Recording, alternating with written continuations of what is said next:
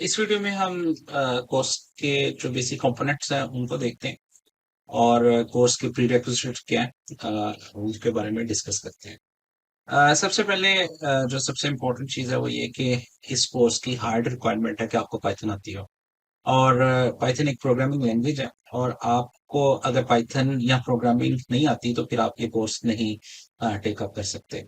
इसके लिए हम लोगों ने सेपरेट एक कोर्स डिजाइन किया which is called Python master class. ये कोर्स आप टेक अप कर सकते हैं हमारी ustadam.org की वेबसाइट पे। ये कोर्स फ्रीली अवेलेबल है। आप यहाँ से जो है वो कोर्सेज पे जाके वहाँ से कोर्स कोड ले सकते हैं और कूपन ले सकते हैं, फ्री कूपन, और उसके बाद आप कोर्स के कंटेंट्स को एक्सेस कर सकते हैं। तो बहुत इंपॉर्टेंट है कि सबसे पहले आप ये कोर्स को अच्छे तरीके से जितने इसमें एक्सरसाइज हैं, जो इसमें चैलेंजेस हैं, उनको कंप्लीट करें और इसके एंड पे एक रियल वर्ल्ड प्रोजेक्ट है उसको आप कंप्लीट करें ताकि आपको डेटा एनालिटिक्स के कोर्स में और डेटा साइंस के इस कोर्स के अंदर कुछ जो प्रॉब्लम्स वो फेस ना करनी पड़े और ताकि आपका जो बैकग्राउंड है वो उसको क्लियर हो। दूसरे नंबर के ऊपर ये वाला कोर्स भी हम लोगों ने ustadam.org पे रखा है। ये पाइथन का एडवांस प्रोग्रामिंग कोर्स है। ये लॉजिक बिल्डिंग का कोर्स है जो एक्चुअली इस कोर्स के लिए उसकी कोई हार्ड रिक्वायरमेंट नहीं है। लेकिन अगर आप ये कोर्स कर लेंगे या आपको प्रोग्रामिंग में ज्यादा दिलचस्पी और आप उसके लिए कुछ ज्यादा इन डेप्थ चैलेंजेस देखना चाहते हैं, उसकी अपनी समझ को प्रोग्रामिंग को बढ़ाना चाहते हैं, तो आई हाईली रिकमेंड कि आप ये कोर्स कर लें। लेकिन अगेन जो हमारा ये डेटा साइंस का कोर्स है इसके लिए ये इसका कोई हार्ड रिक्वायरमेंट नहीं है। ये अगर आप कर लें तो आपके लिए बहुत अच्छा होगा। आपको चीजें ज्यादा बेहतर तौर पर आप उसको फ्यूचर में और इस कोर्स के लिए प्रोग्राम कर सकते हैं। अदरवाइज इसकी जो है वो कोई खास रिक्वायरमेंट नहीं इस कोर्स के लिए। लेकिन ये वाला course is very much important. ये आप जो है आपको जरूर करना चाहिए अगर आपको पाइथन नहीं आती या पहले से आपने ये कोर्स नहीं किया। ये कोर्स भी फ्री है। दोनों ये कोर्सेज फ्री है और डेटा एनालिटिक्स का ये वाला कोर्स भी जो है हम कोशिश करें इसको भी फ्री रखें और होपफुली इनिशियली जो स्टूडेंट्स हैं उनके लिए तो ये फ्रीली अवेलेबल है। अच्छा जी। एक जो इम्पोर्टेंट चीज है जो अक्सर स्टूडेंट्स पूछते हैं कि ये डिफरेंट टर्म्स हैं, इसके अलावा भी कुछ टर्म्स हैं, बिग डेटा की टर्म्स हैं, डेटा इंजीनियरिंग की टर्म है, इसके अलावा मशीन लर्निंग, एआई, ये बहुत सारी टर्म्स हैं जो एक्चुअली सम हो कहीं पे मैपिंग इसकी हो रही होती है।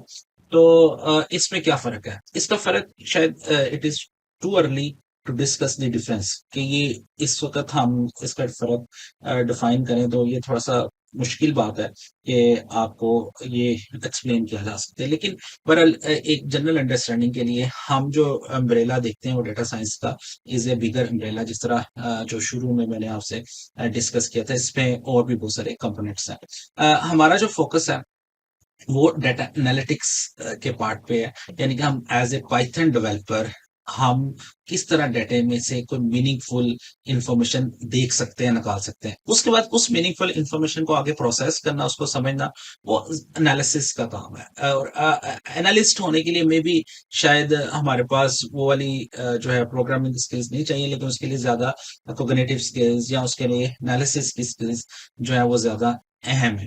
तो अभी हमारा जो ज्यादा फोकस होगा वो डेटा एनालिटिक्स वाले कंपोनेंट्स पे होगा। लेकिन फाइनली आप अगर कोई भी डेटा साइंस का कोर्स देखें तो उसमें जो हम इसमें टॉपिक्स डिस्कस करेंगे तो मोस्टली यही सारे टॉपिक्स डेटा साइंस के कोर्स के अंदर, इनिशियल कोर्स के अंदर ये होते हैं। तो इसलिए थोड़ी सी टर्म्स शायद आपको कभी कंफ्यूजन हो, तो अभी आप समझेंगे जो कुछ हम पढ़ रहे हैं वो डेटा साइंस का एक पहला इंट्रोडक्टरी कोर्स है जिसके अंदर हम ये सारी चीजें जो है वो पढ़ेंगे। इसके बाद फिर आगे इसके एडवांस कोर्सेज भी वो सारे हैं। अच्छा जी। सबसे पहले हम एक दफा क्विक डेफिनेशन दे लेते हैं डेटा एनालिटिक्स की। डेटा एनालिटिक्स की डेफिनेशन भी सम वही है जो जिस तरह हमने डेटा साइंस की है। बेसिकली इसमें ज्यादा फोकस ये है कि ये हमें डेटे को प्रोसेस करके और उसमें से हमें हेल्प करता है कि हम एक ऐसी इंफॉर्मेशन एक्सट्रैक्ट करें जो हमें आगे डिसीजन मेकिंग के लिए जो है वो हेल्प कर रही हो या फैसिलिटेट कर रही हो। तो हमारा एज ए डेटा एनालिस्ट जो पर्पस होता है वो ये है कि हम डाटा में से इंफॉर्मेशन को एक्सट्रैक्ट करें, प्रोसेस करें डेटा को और प्रोसेस करने के बाद एक्सट्रैक्ट करें। इसके लिए अगर देखा जाए तो डेटा एनालिटिक्स के लिए या डेटा साइंस के इस पोर्शन के लिए हमें ये वाली प्रैक्टिकल स्किल्स चाहिए कि हम डेटा हमारे पास है उसमें से हम अपनी मर्जी से कोई डेटा को फिल्टर कर सकते हो, उसमें से सिलेक्ट कर सकते हो।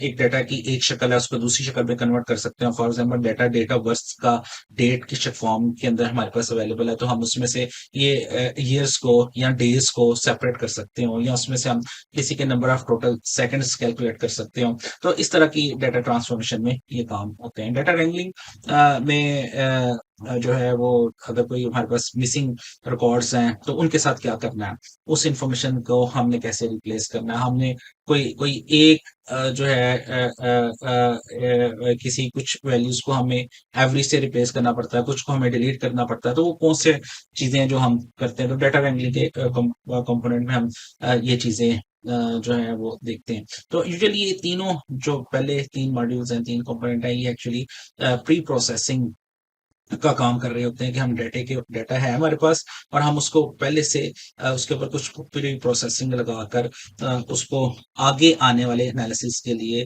या आगे आने वाले टास्क के लिए हम उसको तैयार कर रहे होते हैं। उसके बाद ये दो कंपोनेंट्स जो है वो टोटली डील करते हैं एनालिसिस कंपोनेंट से कि हम डेटा को समझ कैसे सकते हैं, कि हम डेटा की बेहतर अंडरस्टैंडिंग कैसे कर सकते हैं, या और उस अंडरस्टैंडिंग के नतीजे में फिर हमें समझ आती है कि डेटा हमें ये बता रहा है। तो ये दो कंपोनेंट एक्सप्लोरेटरी डेटा एनालिसिस और डेटा विजुअलाइजेशन ये हमें हेल्प करते हैं कि हम डेटा को बेहतर तौर पर अंडरस्टैंड कर सकते हैं। उसके बाद फाइनली जो है हमारा ऑब्जेक्टिव ये होता है कि हम अ, अपने डेटा की बेस पे कोई ऐसा मॉडल बना लें जो मॉडल एक्चुअली आगे हमें प्रिडिक्शन कर रहा हो।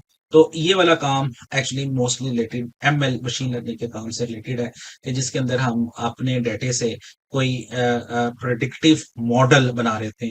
मे बी अभी ये टर्म्स थोड़ी सी आपको मुश्किल लग रही हो, लेकिन जैसे हम इधर आएंगे इस पोर्शन पे, इस मॉड्यूल पे, तो डिटेल से हम देखेंगे इस तमाम इंडिविजुअल टर्म्स का क्या मतलब है, हर टर्म्स के अंदर हम कौन से काम करते हैं, कैसे करते हैं। एक्चुअली हमारा फोकस सारा ये है कि हम कैसे करते हैं। तो टर्म्स इरेलीवेंट है, जैसे आपको काम आ जाएगा तो फिर आपको समझ में आ जाएगा इनकम जो है मतलब क्या है। तो अभी जस्ट ये मैंने इसलिए यहाँ पे लिस्ट डाउन कर दी कि अगर आप में से कुछ लोगों को ऑलरेडी इनके बारे में पता है, मे बी आपको सबके बारे में पता है, तो फिर आपको ये कोर्स टेकअप करने की जरूरत नहीं है। You can directly jump on our main challenge, last challenge of the project. और अगर आपसे वो हो रहा है और आपको वो सब आता है तो फिर it's okay, then you can skip this course.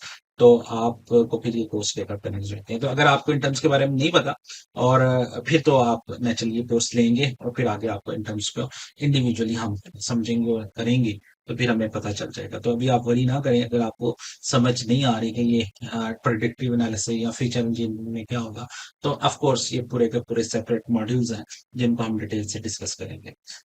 Finally जो है एक थोड़ा सा इसमें मेरे लिए काफी चैलेंजिंग था कि इस कोर्स को किस तरह लेकर चला जाए। तो जब भी हम टीच करते हैं, यूजुअली क्लासरूम में जब हम टीच करते हैं तो हम टॉपिक वाइज करते हैं। जिस तरह अगर प्रोग्रामिंग पढ़ानी है तो पहले हम बच्चों को बताते हैं कि ये इनपुट ऐसे लेते हैं, वेरिएबल्स ये होते हैं, आउटपुट ऐसे लेते हैं।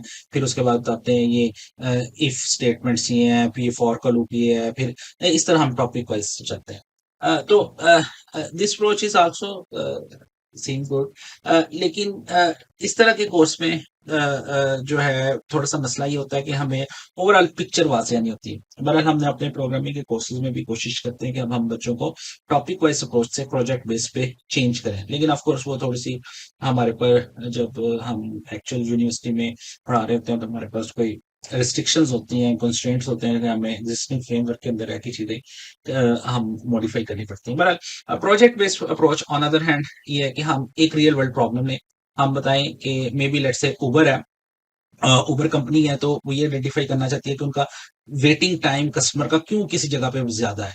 तो ये एक प्रोजेक्ट है और ये इसके प्रोजेक्ट के लिए फिर हम इस मसले को हल करने के लिए फिर हम सीखें कि हमें क्या नॉलेज चाहिए। मतलब इस मसले को हल करने के लिए हम देखें कि हमें डाटा रैंगलिंग करनी है, मे बी इस मसले में हमें डाटा रैंगलिंग का कोई काम ही ना करना पड़े, हमें मे बी सिर्फ विजुअलाइजेशन से ही हमें मसला हल हो जाए, मे बी हमें प्रेडिक्टिव एनालिसिस बिल्कुल ना करने पड़े। तो हो सकता है किसी प्रोजेक्ट में हमें सारे डाटा कि जो हमें लास्ट इधर स्लाइड पे हमने ये टास्क देखे थे सारे करने पड़े, किसी प्रोजेक्ट में हो सकता है हमें सिर्फ जस्ट एक टास्क एक वाले पोर्शन सारा काम हो जाए, तो उसमें टॉपिक इस तरह कवर नहीं होंगे इस अप्रोच में।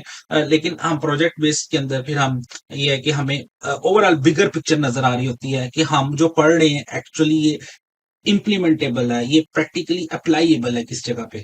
टॉपिक वाइज में थोड़ी सी ये फीलिंग आती है कि उसको होलिस्टिकली लिंक करके चीजों को एक दूसरे के साथ बड़ी पिक्चर देखना इज क्वाइट डिफिकल्ट, कि ना अच्छा ये हम चीजें पढ़ते जा रहे हैं लेकिन इसका फायदा क्या हो रहा है, ये कहाँ पे इस्तेमाल हो रहा है। तो ये थोड़ा सा जो है वो डिफरेंस होता है टॉपिक वाइज और प्रोजेक्ट बेस में। लेकिन प्रोजेक्ट बेस का ऑन अदर हैंड ये है कि टॉपिक वाइज में बड़ी सिंपली आपको पता है, आप पहले ये चीज पढ़ते हैं, फिर ये पढ़ते हैं, फिर ये पढ़ते हैं, इस तरह तरतीब में है, और वो बार बार चीजें रिपीट नहीं हो रही होती। लेकिन प्रोजेक्ट बेस में ये है कि हमने लेट्स से अगर 3 प्रोजेक्ट्स किए हैं तो किसी एक प्रोजेक्ट में हमने एक चीज आपको बता दी है, और दोबारा दूसरे प्रोजेक्ट में फिर दोबारा वही चीज आ जाएगी।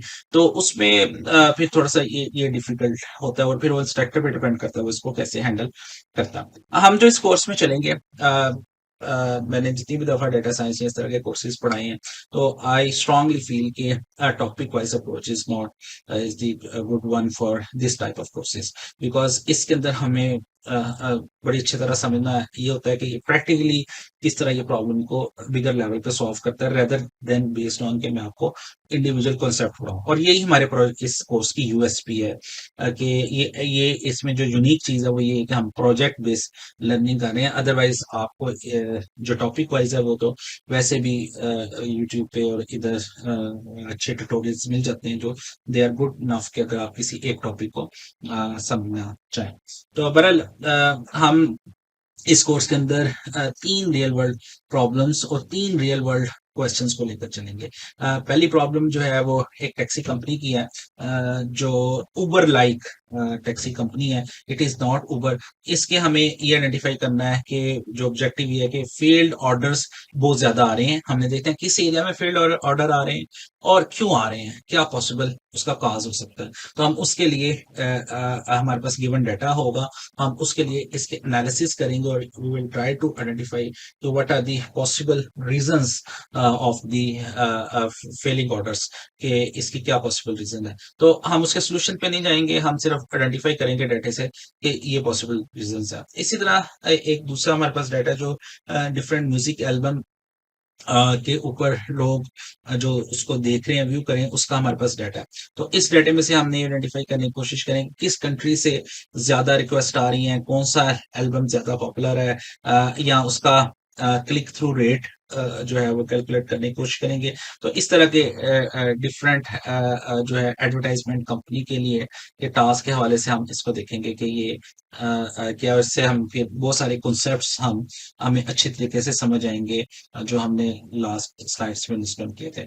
फिर थर्ड पे हम हमारे पास एक real world data property click prediction का, इसमें हम मशीन लर्निंग और प्रेडिक्टिव एनालिसिस वाला टॉपिक कवर करेंगे।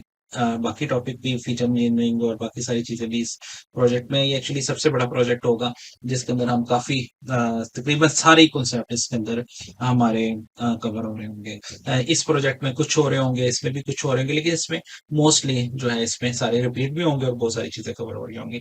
तो बहरहाल ये 3 प्रोजेक्ट्स हैं और ये तीनों प्रोजेक्ट रियल वर्ल्ड प्रोजेक्ट्स हैं। और ये प्रोजेक्ट जो है स्ट्रेटा स्ट्रेच स्क्रैच वेबसाइट है, ये वहां से लिए गए। ये सब एक वेबसाइट है जो एक्चुअली डेटा साइंस के इंटरव्यूज के लिए और प्रोग्रामिंग के इंटरव्यूज के लिए बच्चों को प्रिपेयर करती है।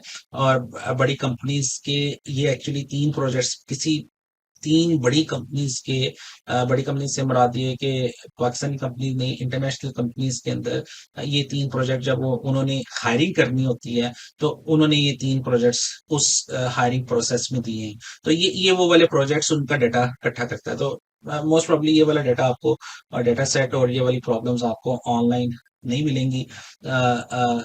ये यूनिक टाइप ऑफ प्रोजेक्ट्स हैं, मे बी कहीं पे मिल भी जाए, लेकिन बहरहाल ये इट इज क्वाइट डिफिकल्ट कि आपको ये मिले। लेकिन बहरहाल I am very thankful to start scratch website. They have given us the full rights and free lessons. In the actually their lessons is some no, maybe I think 67 or $100. They have given us the free lessons because we belong from the educational institute. तो उन्होंने इसके base पे हमें free lessons दिया and we can use that lessons for teaching purpose only. तो ये हम आगे इसको यूज कर रहे हैं। तो आपसे भी रिक्वेस्ट है, जो आपसे मैं डेटा सेट शेयर करूंगा, आप इसको किसी पब्लिक जगह पे अपलोड ना करें, इसको जो है वो पब्लिकली अवेलेबल ना करें, क्योंकि ये नेचुरली एक लेसन के अंदर ये डेटा सेट आता है। अच्छा जी, अब जो है हम नेक्स्ट वीडियो के अंदर मैं आपको इनमें से एक प्रोजेक्ट पिक करके और सबसे पहले हम देखेंगे हमें इसके लिए इन्वायरमेंट क्या चाहिए, हमने वो कैसे सेटअप करनी है और हम कहाँ पे काम करेंगे, और फिर हम वन बाय वन एक एक प्रोजेक्ट के साथ डिफरेंट नोटबुक्स के साथ हम इसको एग्जीक्यूट करते हैं। तो नेक्स्ट में मैं आपको बताता हूँ कि हमने अपनी वर्किंग इन्वायरमेंट कैसे सेट करनी है।